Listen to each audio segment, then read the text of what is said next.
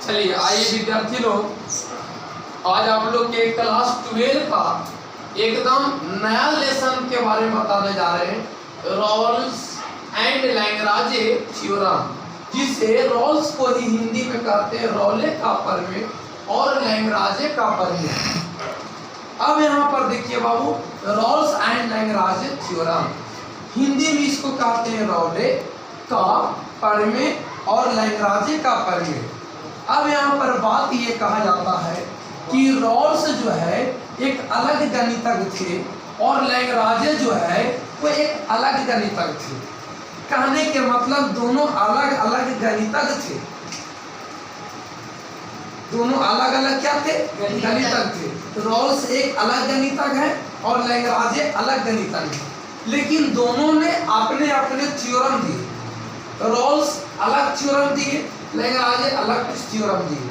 लेकिन अब यहाँ पर बच्चे पूछते हैं कि सर जी आप ये बतलाइए कि रॉल्स और लैग्रांज दोनों थ्योरम दिए तो दोनों को साथ में क्यों रखा गया? रॉले और लैग्रांज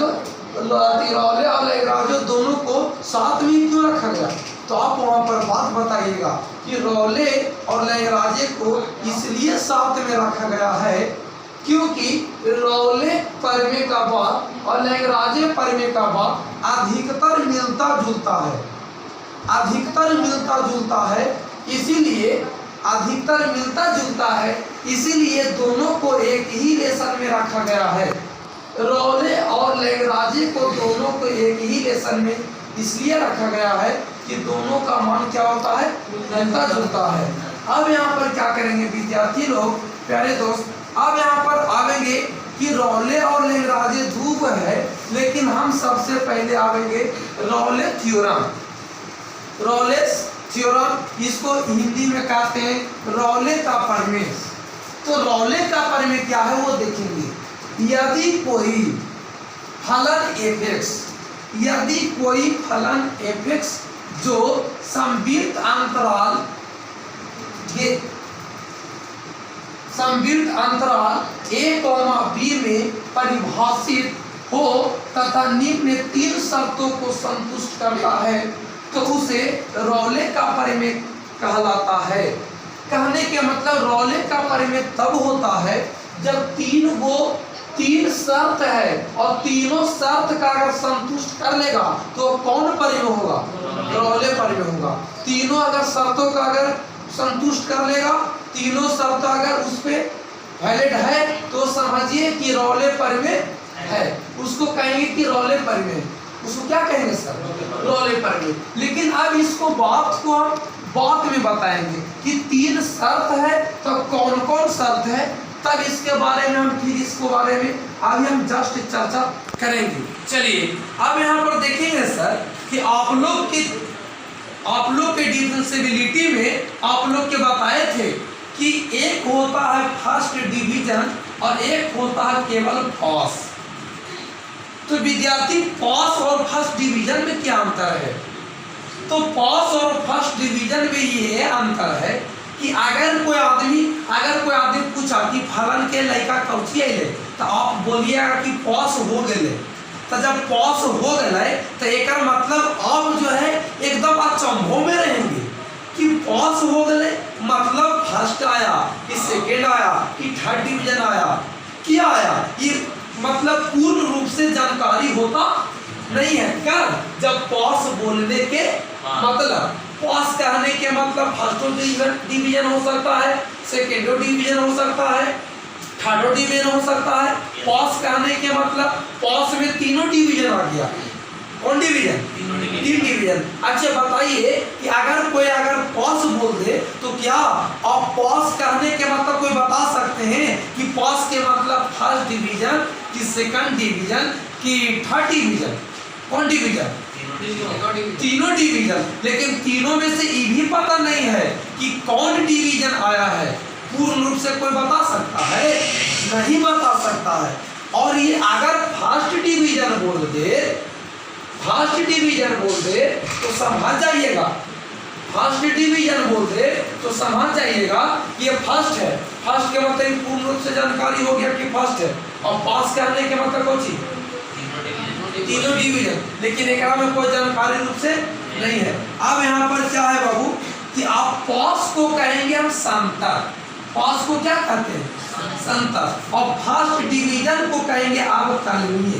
क्या कहते बाबू अवकलनीय, अवकलनीय, जो कि आप लोग के डिफरेंशिएशन से एक लेसन पहले पढ़ा जाता था, कंटिन्यूटी के बाद डिफरेंशिएबिलिटी, अवकलनीयता। क्या किसको कहेंगे बाबू अवकलनीयता।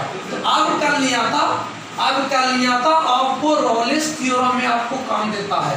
और यहाँ पर एक पॉस कहने के मतलब संतत है, पॉस अगर बोल दिया तो संतर, और फर्स्ट डिवीजन बोलेगा तो अवकलनीय। तो अब यहाँ पर बात ये रह जाती है कि बच्चे अब यहाँ पर फर्स्ट डिवीजन कहने के मतलब अवकलनीय, संतत कहने के मतलब कुछ पॉस। तो अब यहाँ पर दिमाग लगाइएगा, अगर फर्स्ट डिवीजन को हम पॉस कह सकते हैं ना, कह सकते हैं फर्स्ट डिवीजन को पॉस कह सकते हैं, लेकिन पॉस को हम अवकलनीय फर्स्ट डिवीजन ना कह सकते हैं, कह सकते हैं। पानी ठाड आया है और उसको बोला कि पॉस है, तो क्या पॉस को हम क्या फर्स्ट डिवीजन बोल सकते हैं?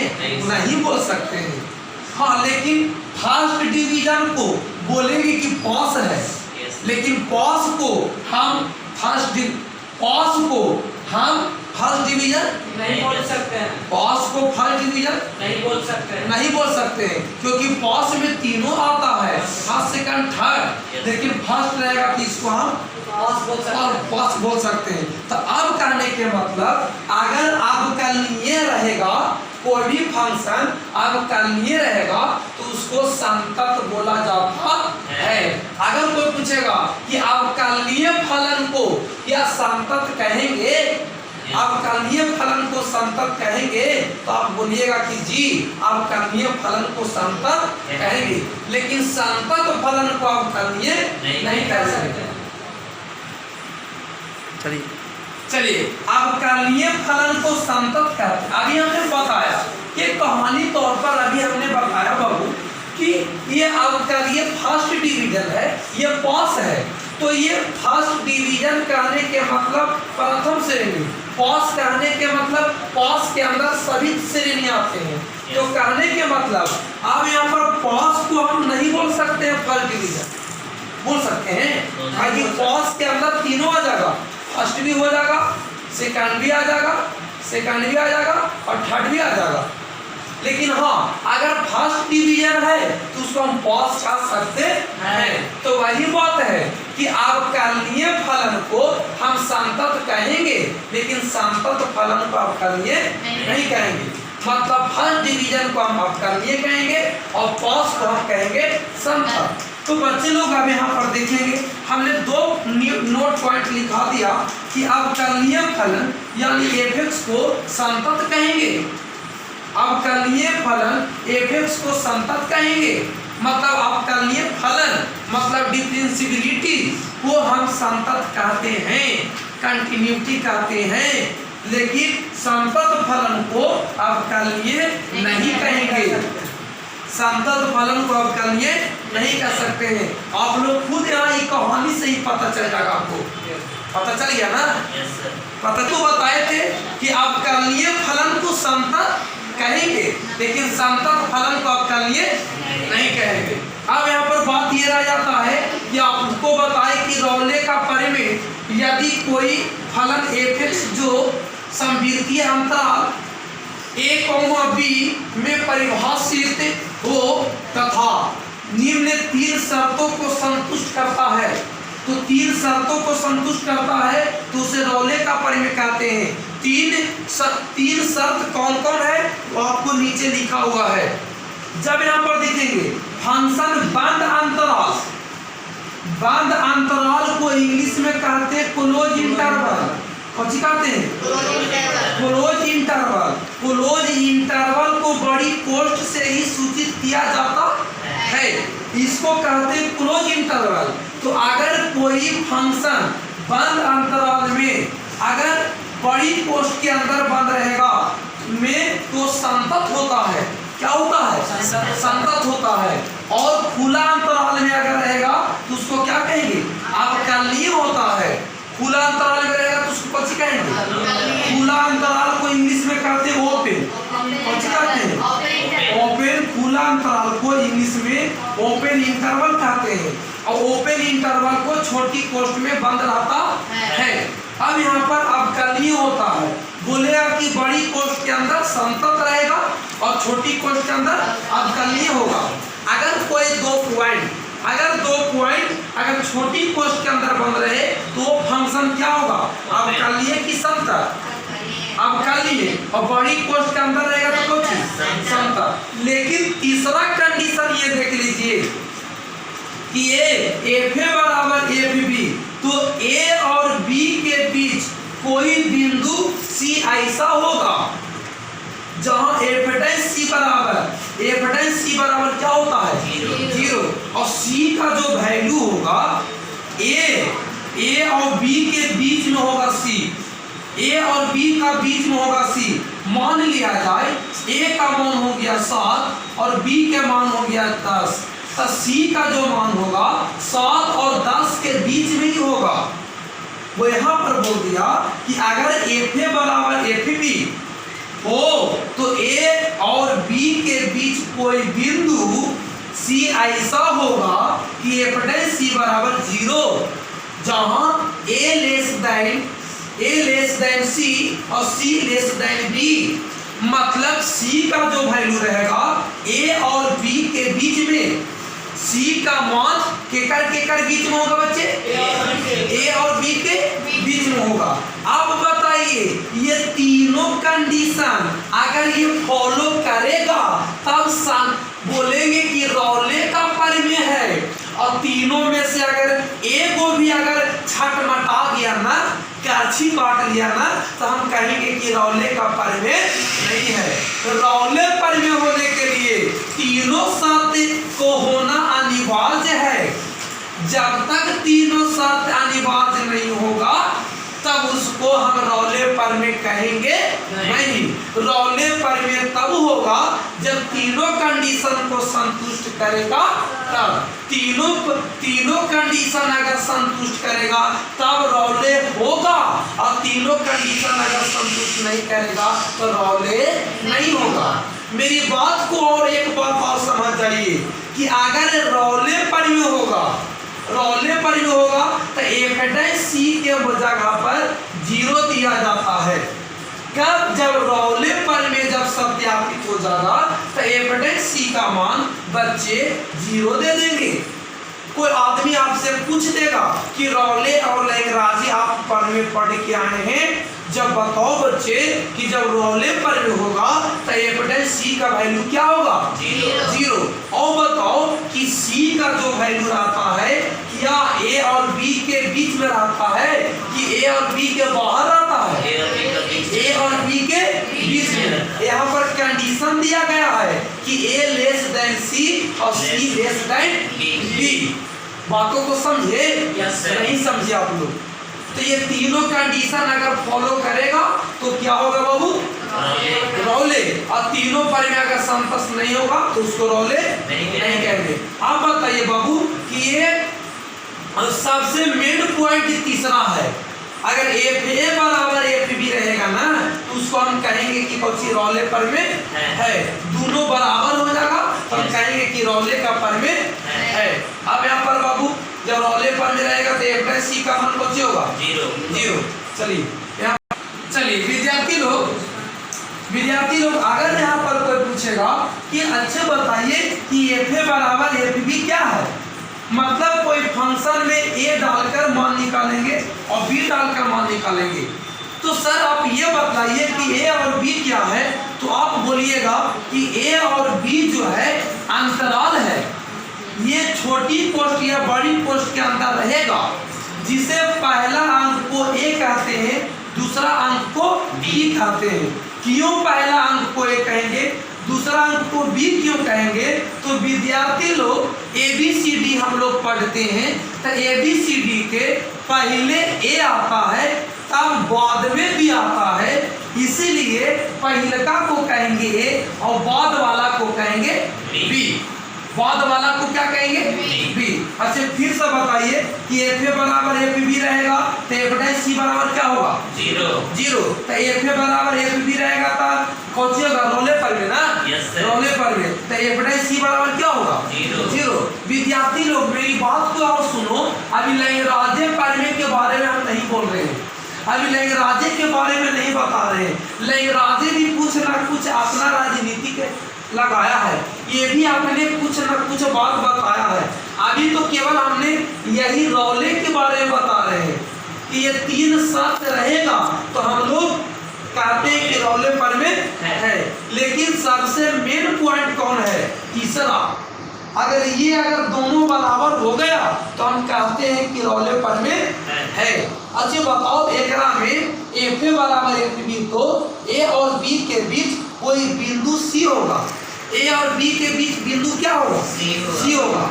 केकर बीच में होगा? ए और बी के बीच में। तो कब सी का मान निकलेगा? जब रौले पर में होगा तब। और रौले पर में होगा तो एफ डैश सी बराबर क्या होगा? जीरो। और सी का जो वैल्यू होगा ए से ज्यादा और बी से कम। जैसे में अगर सी का मान अगर कोई एकरा में बोलेगा कि सी का मान 12 तो सी का मान कभी 12 हो सकता है? नहीं। काहे कि ए और बी के बीच में सी नहीं है। हाँ 8 हो सकता है, 8 हो सकता है, 9 हो सकता है। लेकिन अगर बोलिएगा कि सी का मान 20 तो बोलेगा नहीं, गलती है। यहाँ पर सी का मान जब भी आएगा तो ए और बी के बीच में आएगा। चलिए सर अब यहाँ पर देखेंगे। चलिए आइए विद्यार्थी, अब हम लोग पढ़ेंगे रौले परमे का कहानी। मतलब रौले परमे को संतुष्ट, रौले परमे को मैच बनाने के लिए पहले क्या करेंगे? तो रौले परमे का मैच बनाने के लिए सबसे पहले कहानी पर हम बता दिए कि सबसे पहले फलन यानी एफ को डिप्रिसिएशन किया जाता है। सबसे पहले डिप्रिसिएशन क्या करेंगे? डिप्रिसिएशन को क्या करेंगे बाबू? सबसे पहले फंक्शन को डिप्रिसिएशन किया जाता है। और यहाँ पर एक चीज और डिप्रिसिएशन किया जाता है और x के जगह पर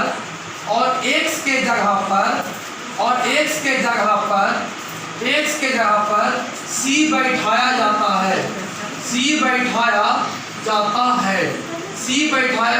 है।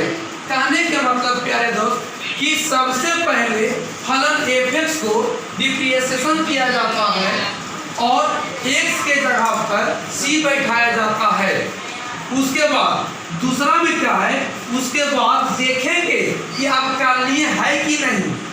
अगर अवकलनीय होगा तो संतत भी होगा। ये तो 2 कंडीशन है, अवकलनीय संतत। लेकिन तीसरा कंडीशन और देखिए कि फलन f में बारी बारी से अंतराल a और b को रखेंगे।